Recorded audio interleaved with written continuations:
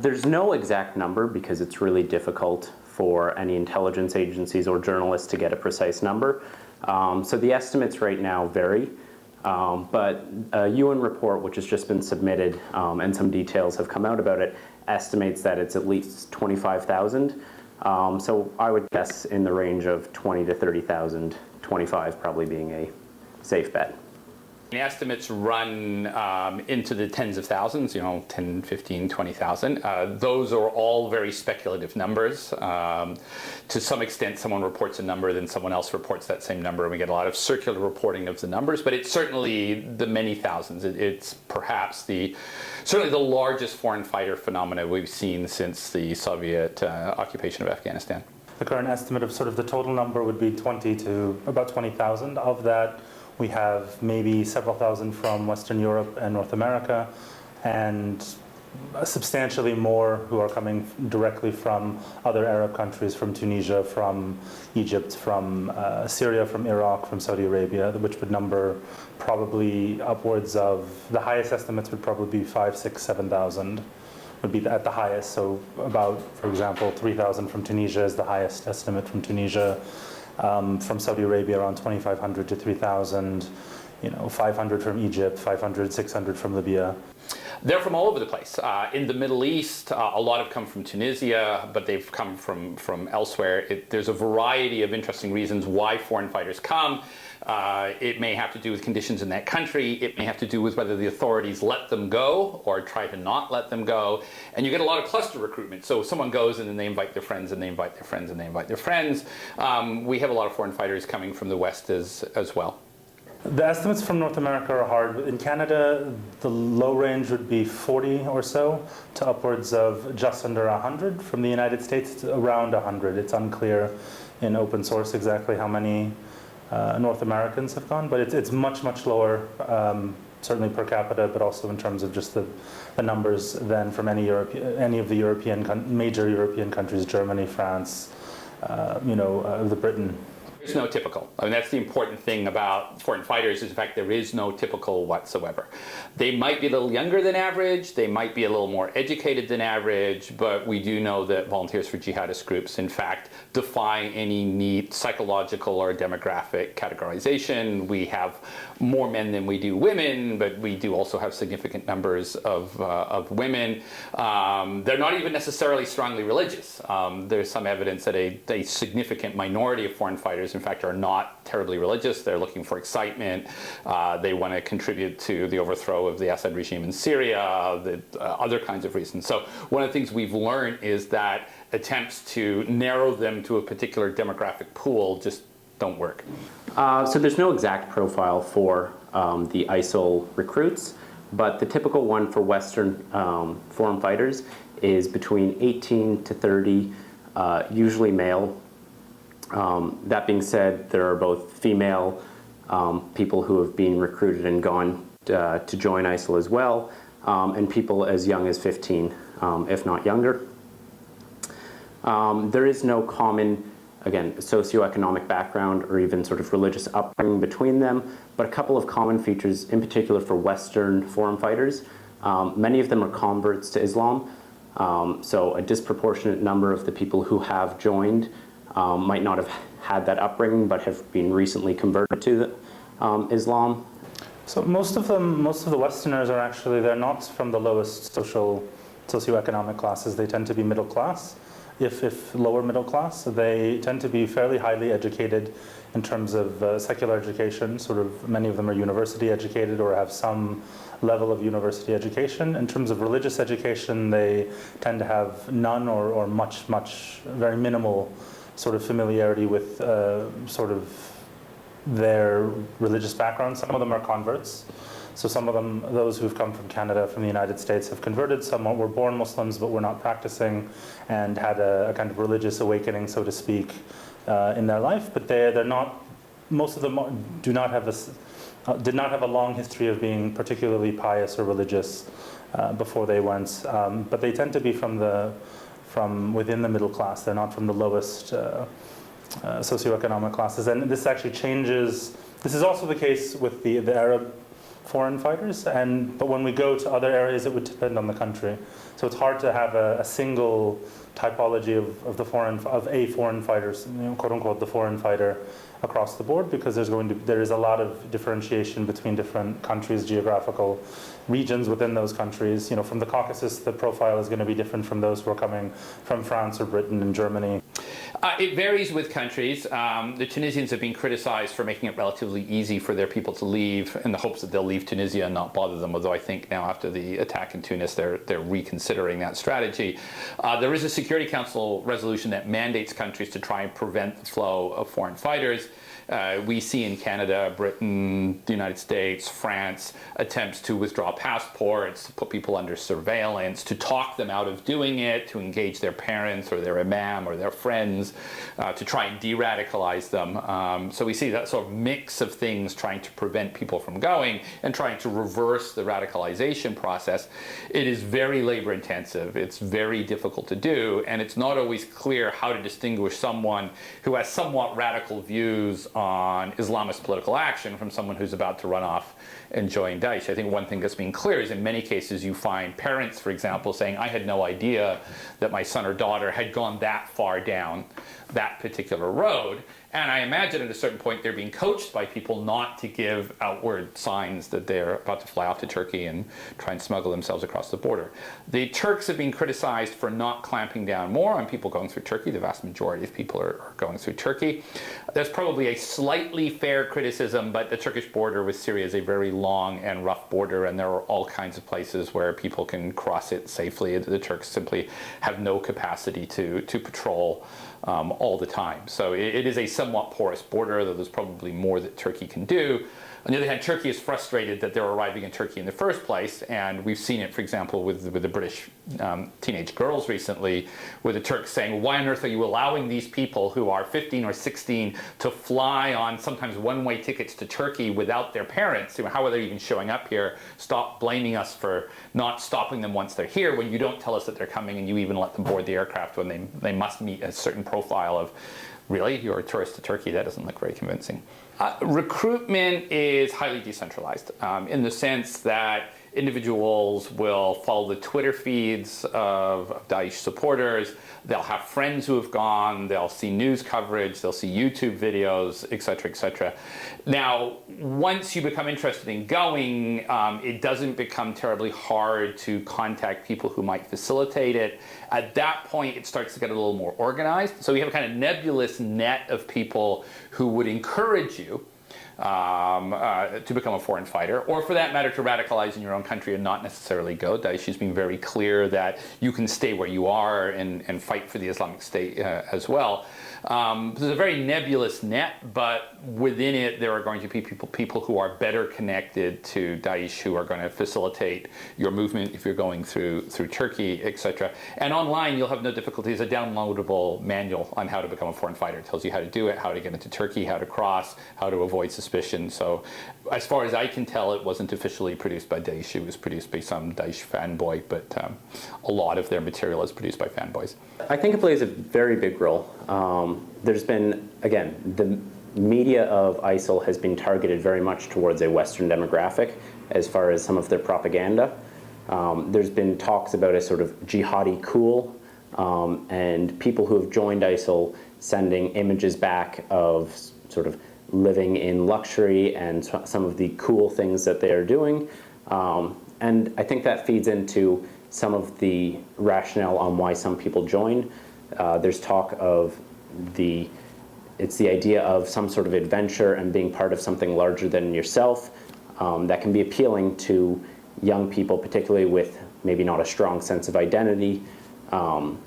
Joining an adventure, doing something with their life, being part of something bigger than they are. It's a catalyst. It can be an important factor, but it's not the main driver of recruitments or sort of individuals deciding that they want to go and fight.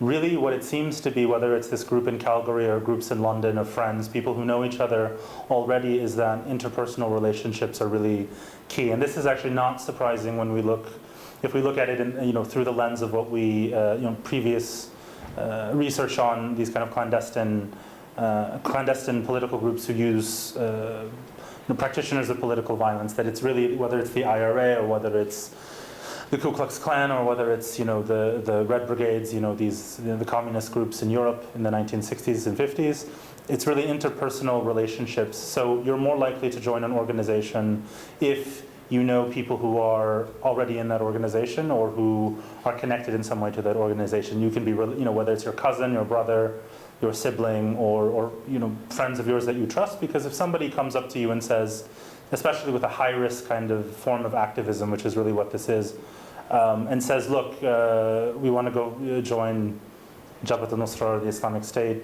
If you don't know them, you're probably, especially now, you're probably not going to trust them because they could be, in the RCMP, they could be an FBI agent, who knows who they are. But if you know them, you're more likely to trust them. I think it's a bit of both. I mean, it clearly makes it much easier to connect would-be volunteers or those who are potentially interested with those who wish to further radicalize them and recruit them. It's just much easier to do than it would have been in the pre-internet, pre-social media days. And it facilitates a degree of confirmation bias where people who are leaning towards Daesh can easily find like-minded individuals to tell them that they're right, expose them to additional material. Now, this is true of the internet generally.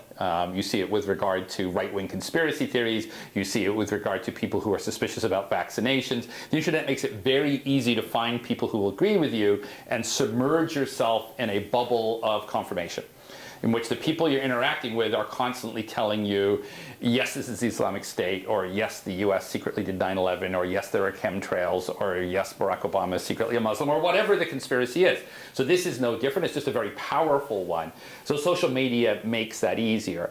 Now, there are going to be other factors as well, that people are having trouble with social adjustment, that they're rebellious teens, that they're concerned about injustice. There's going to be all kinds of other factors which are going to prime them to be vulnerable, but the net is much bigger and much easier to fall into than it ever was before.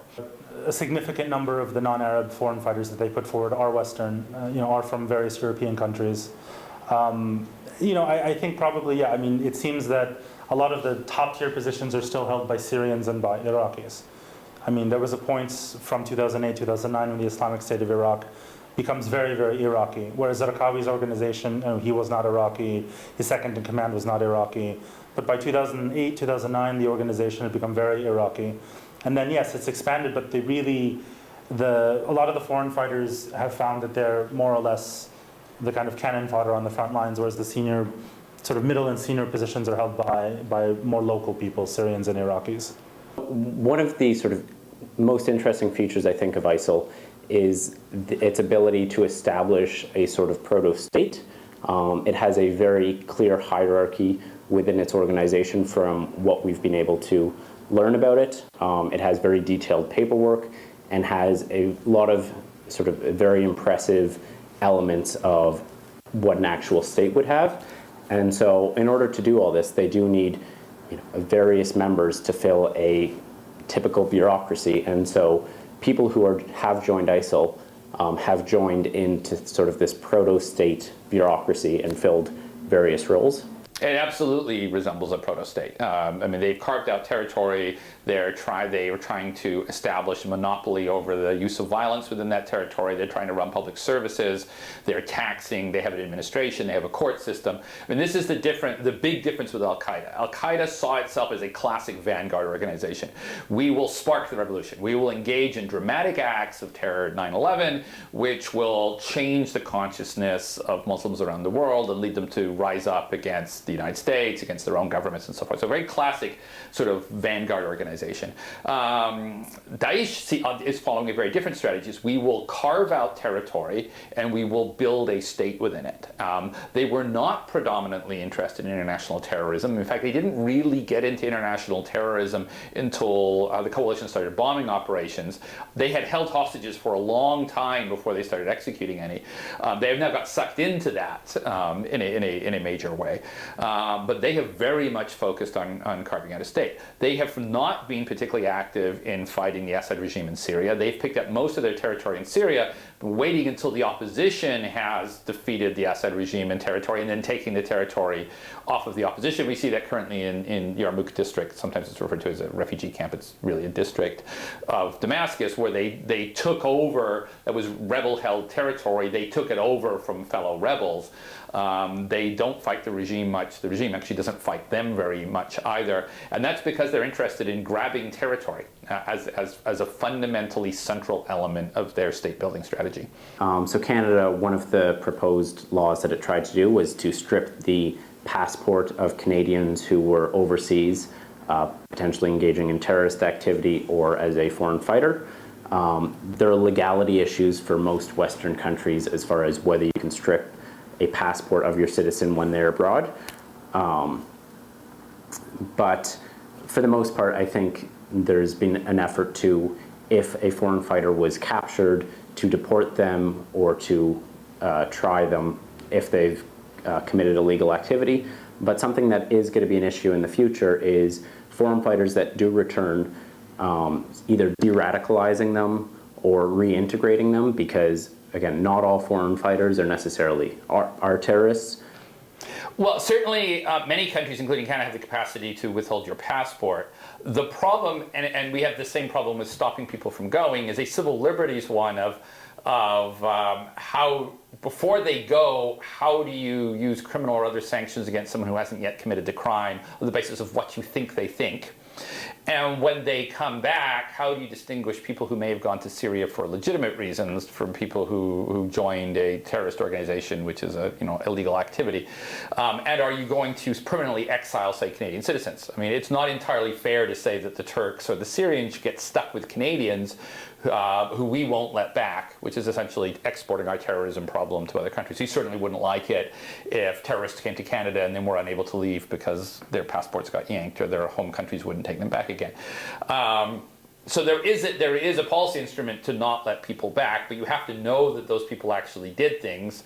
There is a rule of law, civil rights issues, and how do you demonstrate that? And there is a beggar thy neighbor problem of, do we really want to exile our terrorists so they can cause problems abroad? I frankly think it's better to let them come back and deal with them within the criminal justice system than it is to have run off and attack an American embassy in Ankara or the other things that they could do.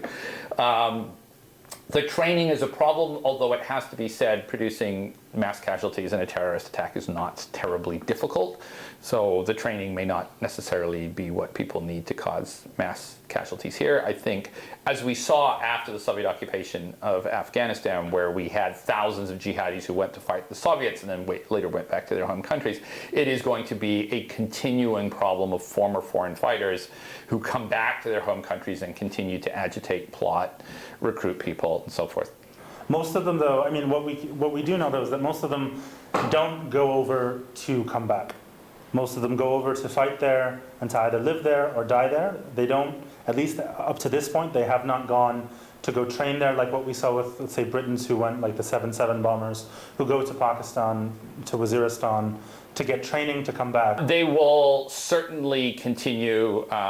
It is not, I mean, we've had foreign fighter problems since Confederation. I mean, we became a country because of the problem of Irish foreign fighters, right? The Fenian attacks against Canada from the United States was a reason for Confederation in the first place. So we have to recognize that diaspora communities, migrant and immigrant communities, conflicts elsewhere making themselves felt in Canadian soil. It happened with the Fenians, it happened with Air India bombings, it now happens to be happening with the Islamic State, but it's not a wholly new, it happened with Armenians, depending on what decade we're talking about, it's been different groups. That's not entirely new. In the end, more people, as someone pointed out recently, are going to die from moose accidents each year in Canada on average than from terrorism accidents. So we have to put things in perspective. But on the other hand, you never know when you get one devastating attack that has dramatic effects. It might change, the weaker they get on the ground in Iraq and Syria, the more likely it is that they would actually try to operationalize people and send them back. They only started executing the the American and the Western, well, the European and American hostages, and then the 2 Japanese, right after the bombing started. They had a lot, and this is different from, they have a lot of anti-US, anti-Western, Israeli, whatever, messaging, for sure. I mean, yeah, absolutely. But they did not, what they were concerned with was what's happening on the ground in Syria and Iraq. They were not concerned with, and they're still primarily concerned with what's happening on the ground. But the irony, so to speak, is the weaker they get, the more dangerous they may become to, the threat of them operationalizing people and dispatching them to, carry out operations or attacks in their home countries. They are stalemated and very slowly having their position eroded in Iraq, and no way of reversing that. I mean, there's nothing they can do that's going to make it look like last fall and last summer, when suddenly they were capturing huge areas of territory. That will never happen again. I mean, the best they can do is hold ground. More likely, we're going to see what we saw in Tikrit, which is it's hard and it's slow, but they're gradually being pushed out of areas. In Syria, they have some possibilities for expansion, but their efforts to expand into Kurdish areas were a disastrous failure. They lost thousands of casualties in the fighting at Kobani. The YPG, the Kurdish militia, counterattacked and actually took over a fairly large, formerly Daesh-controlled area. Now their momentum has slowed. Certainly they have momentum in terms of international operations, but that doesn't really get them where they want to be in terms of being a caliphate. They have momentum, still some momentum in terms of groups pledging loyalty in North Africa, Boko Haram, although I don't really think that means anything. But if you were a Daesh policymaker, you're feeling frustrated. You had a good year in 2014. 2015 is not looking so great, and it's not clear that you have a strategy for reversing that. But they're not going to go. They're not going to go soon. And even if miraculously in 2015 they lost control of Iraq, and given the slow rate of the Iraqi army, I don't think that's going to happen in 2015. But even if that were to happen, they'd still have Syria. Unless the Syrian civil war ends, they are still going to be able to take advantage of the chaos and the vacuum in Syria.